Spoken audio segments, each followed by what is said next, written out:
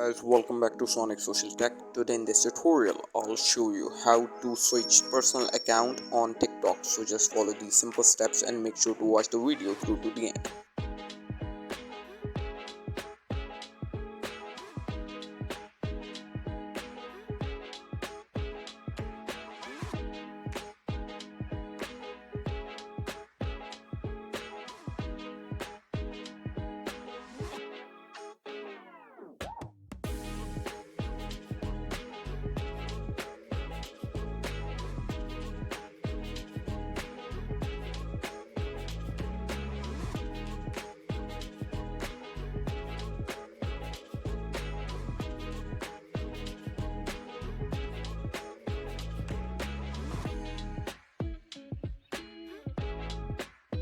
Thank you for watching, guys. Make sure to like and subscribe.